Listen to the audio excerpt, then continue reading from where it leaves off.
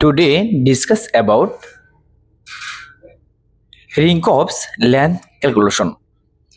আজকে একটা ক্যালকুলেশন নিয়ে আসলাম, সেটা হচ্ছে যে রিংকভস লেন্থ ক্যালকুলেশন কিভাবে করতে হয়। এটা আমরা হয়তো কম বেশি সবাই জানি, তো এটা বিভিন্ন নিয়মে করা যায়। আজকে একটা নিয়ম দেখাচ্ছি, সেটা আপনাদের ভালো লাগবে ইনশাল্লাহ। তো আমি কিছু জিনিস দিয়ে দিয়েছি, এগুলোর মাধ্যমে করতে হবে ক্যালকুলেশনটা। গিভেন কাউন্ট হচ্ছে আপনার 26 NE। ওকে, এই কাউন্ট কিন্তু চেঞ্জেবল। এখানে 30 কাউন্ট হতে পারে, 24 কাউন্ট হতে পারে, 34 কাউন্ট হতে পারে।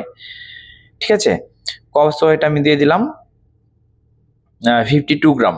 এখানে 50 গ্রামও হতে পারে, হ্যাঁ 54 গ্রামও হতে পারে।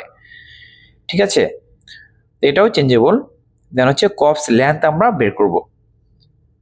ওকে, তো তার জন্য যেটা করতে হবে, আমাদের এই যে কনস্ট্যান্টটা 0.59, এটা আমাদের ইউজ করতে হবে।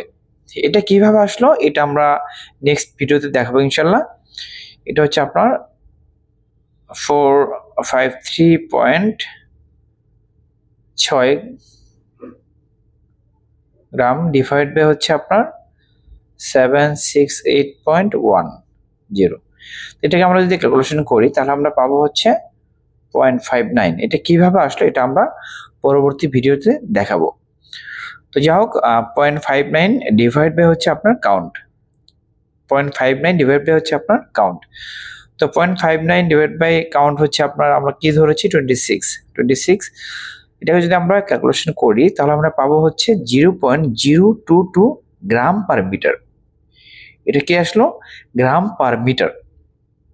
তাহলে আমাদের কপস ওয়েট কত আছে? কপস ওয়েট আছে 52 গ্রাম। ঠিক আছে, 52 গ্রাম ডিভাইড বাই হচ্ছে আপনার 0.022। যদি আমরা এটাকে ডিভাইড অর্থাৎ ভাগ করি, ক্যালকুলেশন করি, তাহলে আমরা পাবো হচ্ছে 2363 অর্থাৎ 2363 মিটার। এটাকে আমরা 2300 লিখতে পারি, 2400 মিটারও লিখতে পারি। তার মানে এই 52 গ্রাম কপস ওয়েটের আমাদের 2400 লেন্থ কিংবা 2363 মিটার, হ্যাঁ এত লেন্থ আমাদের আছে, হ্যাঁ এত মিটার সুতা আছে। ওকে, তো এই হচ্ছে আজকের টপিক। আশা করি বুঝতে পেরেছেন। আজকে এই পর্যন্তই, পরবর্তীতে নতুন একটি টপিক নিয়ে ইনশাআল্লাহ। ততক্ষণ ভালো থাকবেন। আল্লাহ হাফিজ।